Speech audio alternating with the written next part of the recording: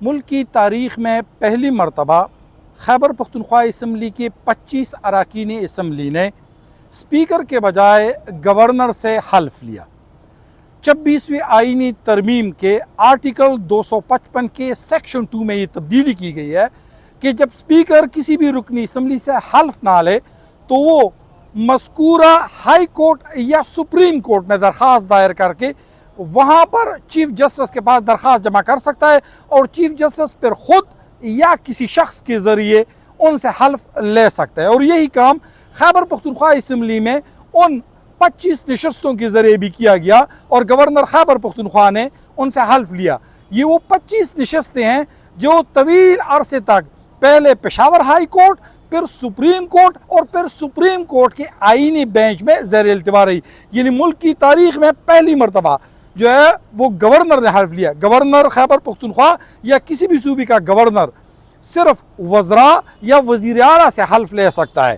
اگرچہ اس کے متعلق اسپیکر خیبر پختونخوا اسمبلی نے ایک مراسلہ بھی بھیجا ہے اور انہوں نے کہا ہے کہ برائے مہربانی جو پشاور ہائی کورٹ کا یہ اقدام ہے کہ انہوں نے گورنر خیبر پختونخوا کو آرٹیکل 255 کے سیکشن 2 کے تحت حلف برداری کا کہا ہے، یہ ماورائے قانون ہے۔ لیکن بیشتر قانونی ماہرین کے مطابق چونکہ خیبر پختونخوا میں پاکستان تحریک انصاف کے جو اسپیکر ہیں وہ رولے اٹکا رہے تھے اور حکومت نہیں چاہ رہی تھی، حالانکہ 20 جولائی کو جب خیبر پختونخوا اسمبلی کا اجلاس بلایا گیا تھا تو اس اجلاس سے قبل مسلم لیگ نون کا وہ درخواست بھی نمٹایا گیا تھا جس میں پشاور ہائی کورٹ میں مسلم لیگ نون کے اراکین کا موقف تھا کہ ان سے حلف لیا جائے، اور ایڈوکیٹ جنرل جو خیبر پختونخوا حکومت کا سرکاری وکیل ہوتا ہے انہوں نے موقف اختیار کیا کہ ان سے حلف لیا جائے گا۔ لیکن ان سے جب حلف نہیں لیا گیا، 20 تاریخ کو اسمبلی کا اجلاس کورم کی نظر ہو گیا، تو ملک کی تاریخ میں پہلی مرتبہ ہوا ہے۔ اور یہ 25 اراکین جو ہے یہ اب ان کا تعلق پاکستان تحریک انصاف سے نہیں، جے یو آئی، مسلم لیگ نون،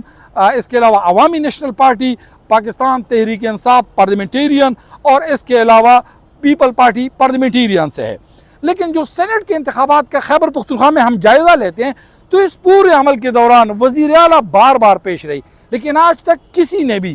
پاکستان تحریک انصاف کی صوبائی صدر جنید اکبر کا ذکر نہیں کیا۔ جنید اکبر نہ صرف پارٹی کی صوبائی صدر ہے بلکہ پارٹی کے اس سیاسی کمیٹی کا بھی رکن ہے جس نے یہ فیصلہ کرنا تھا کہ آیا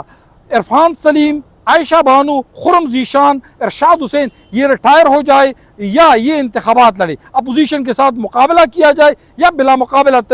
طریقے کو اپنایا جائے۔ جنید اکبر کے متعلق عمومی طور پر اس وقت پی ٹی آئی کے لوگوں کا خیال ہے کہ وہ عاطف خان کی پراکسی کر رہا ہے، یعنی عاطف خان کی علی امین گنڈاپور کے ساتھ جو اختلافات ہے وہ بنیادی طور پر اس وقت جنید اکبر لڑ رہا ہے۔ لیکن پاکستان تحریک انصاف کی جو سینٹ کے انتخابات ہیں جو مارچ 2024 میں ہونے تھے، جو اب جولائی 2024 میں ہو رہے ہیں، ان میں سے 4 جنرل سیٹوں پر جو ان کے سینیٹر تھے، مراد سعید، فیصل جاوید، مرزا خان، نور الحق قادری، ان کے اوپر پاکستان تحریک انصاف کی جو ڈائی ہارڈ ورکر ہے ان کا اختلاف ہے۔ وہ کہتے ہیں کہ مراد سعید تو کبھی آ نہیں سکتا کیونکہ اس وقت وہ ایک قسم لے مفرور ہے۔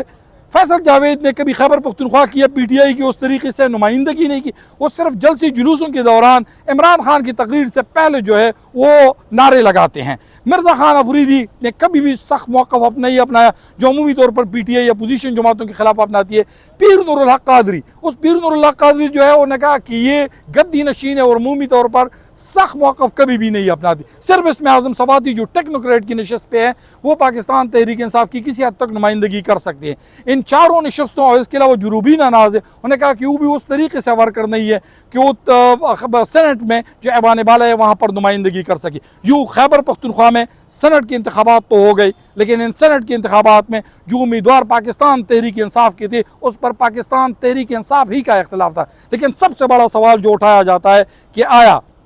جنید اکبر جو پارٹی کی صوبائی صدر ہے وہ کہاں تھے؟